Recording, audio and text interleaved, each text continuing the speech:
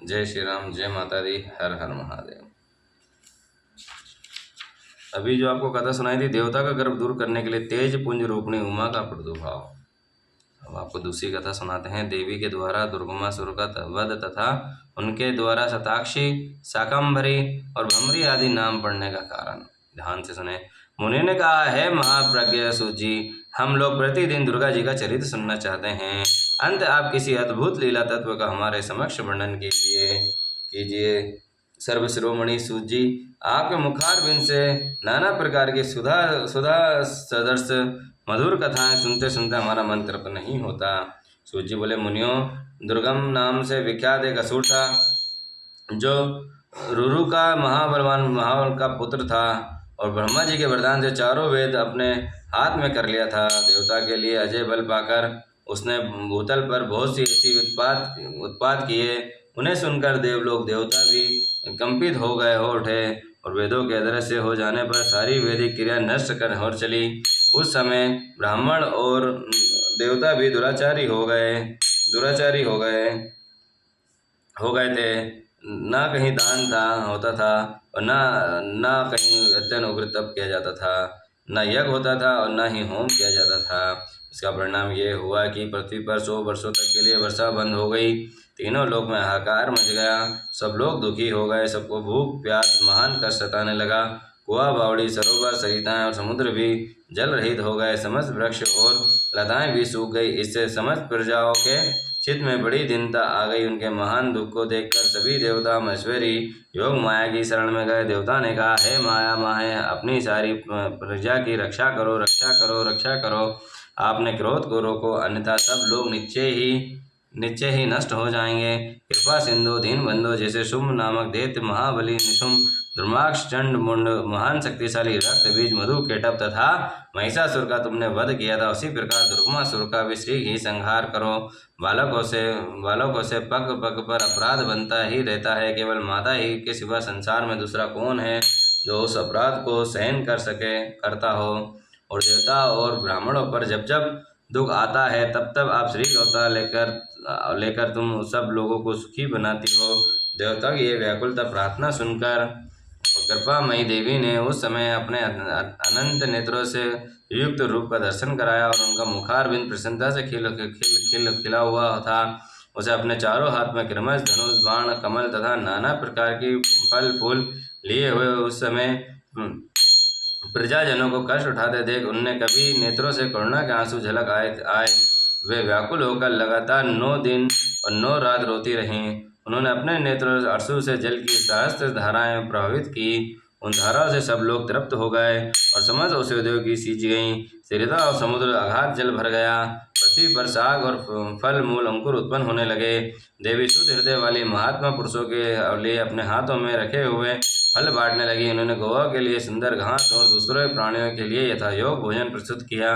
देवता, ब्राह्मण, मनुष्य, संपूर्ण प्राणी संतुष्ट हो गए। तब देवी ने देवता से पूछा, तुम्हारा ये कौन सा कार्य सिद्ध करूं?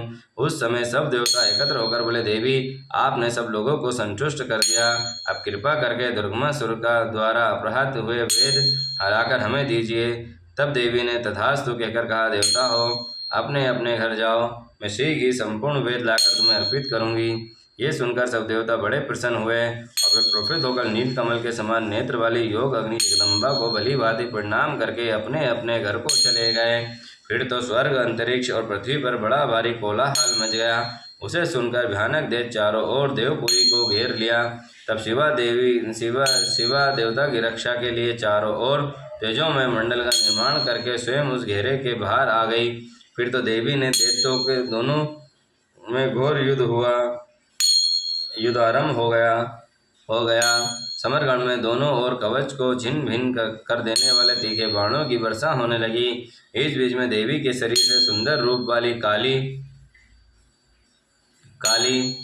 तारा, छिन्नमस्ता, श्रीविद्या, भुवनेश्वरी, भैरवी, बगला, दुर्मा, श्रीमती, त्रिपुर सुंदरी और मातंगी, ये 10 महाविद्याएं निकली। बोलो उमापति महादेव की जय। अस्त्र शस्त्र ये निकली तब पश्चात दिव्य मूर्ति वाली असंख्य मातृका प्रकट हो गईं। सब ने अपने अपने मस्तक पर चंद्रमा का मुकुट धारण कर रखा था और वे सब की सब विद्युत के समान दीप्तिमाएं दिखाई दी। भगवान उन मातृगणों के साथ दैत्यों का भयंकर युद्ध आरंभ हुआ। उन सब ने मिलकर उन रौरव अथवा दुर्गम दैत्य की 100 अक्षौहिणी सेनाएं नष्ट कर दी। इसके बाद देवी ने त्रिशूल धार से उस दुर्गम दैत्य को मार डाला। वह दैत्य जड़ से खोदे हुए वृक्ष की भांति पृथ्वी पर गिर पड़ा। उसी प्रकार देवेश्वरी उस समय दुर्गम सुर के नामक दैत्य को मारकर चारों वेद वापस ले देवताओं को दे दिए। तब देवता ने अंबिका को अपने हम लोग के लिए असंख्य नेत्रों से युक्त रूप धारण कर लिया था। इसीलिए मुनिजन आपको शताक्षी कहेंगे। आपने शरीर से उत्पन्न हुए शाखों द्वारा अपने समस्त लोकों का भरण पोषण किया है, इसलिए शाकंभरी के भी नाम से आपकी ख्याति होगी। हे शिव, आपने दुर्गम नामक दैत्य का वध किया है, इसलिए हम लोग आपको कल्याणमयी भगवती दुर्गा कहेंगे। बोलो दुर्गा मात की जय। हे योगेंद्री, आपको नमस्कार है, नमस्कार है, नमस्कार है। हे महाबले, आपको नमस्कार है, नमस्कार है, नमस्कार है। हे ज्ञान नंदिनी, आपको बारंबार नमस्कार है, नमस्कार है। हे जगन्नाथ माता, आपको बारंबार नमस्कार है, नमस्कार है। तत्वमसि आदि महावाक्यों द्वारा जिन परमेश्वरी का ज्ञान होता है, उन अनंत कोटि ब्राह्मणों का संचालन करने वाली भगवती दुर्गा को बारंबार नमस्कार है, नमस्कार है। माता, आप तक मन, वाणी और शरीर की पहुंच होनी कठिन है। सूर्य, चंद्रमा, अग्नि, ये तीनों आपके नेत्र हैं। हम आपके प्रभाव को नहीं जानते, इसलिए आपकी स्तुति करने में असमर्थ हैं। हे सुरेश्वरी माता, साक्षात शताक्षी को छोड़कर दूसरा कौन है जो हम जैसे अमरों पर दृष्टिपात करके दया करे। देवी, आपको सदा ही यत्न करना चाहिए, जिससे तीनों लोक में निरंतर विघ्न बाधाओं से त्रिकष्ट न हो। आप हमारे शत्रुओं का नाश करती हैं। देवी ने कहा, देवताओं, जैसे बछड़े को देखकर गैया माँ व्यग्र हो उतावली हो के साथ उनकी ओर दौड़ती है, उसी तरह मैं तुम सबको देखकर व्याकुल हो दौड़ी आती हूँ। तुम्हें ना देखने से मेरा एक क्षण भी युग के समान बीतता है। मैं तुम्हें अपने बच्चों के समान समझती हूँ, तुम्हारे लिए अपने प्राण भी दे सकती हूँ। तुम लोग मेरे प्रति भक्ति भाव से सुशोभित हो। तुमको कोई भी चिंता नहीं करनी चाहिए। मैं तुम्हारी सारी आपत्तियों को निवारण करने के लिए सदैव उगत हूँ। जैसे पूर्व काल में तुम्हारी रक्षा के लिए मैंने दैत्य को मारा था, उसी प्रकार आगे भी असुरों का संहार करूंगी, इसमें संशय नहीं करना चाहिए। ये मैं सत्य सत्य कहती हूँ। भविष्य में जब पुनः शुंभ और निशुंभ नामक दूसरे दैत्य होंगे, उस समय में यशोमयी देवी नंद पत्नी यशोदा के गर्भ से योग अग्नि योनि जन रूप धारण करके गोकुल में उत्पन्न होंगी और यथा समय उन असुरों का वध करूंगी। नंद की पुत्री होने के कारण उस समय मुझे लोग नंदजा कहेंगे। जब मैं ब्रह्मा का रूप धारण करके अरुण नामक असुर का वध करूंगी, तब संसार मुझे भामरी कहेंगे।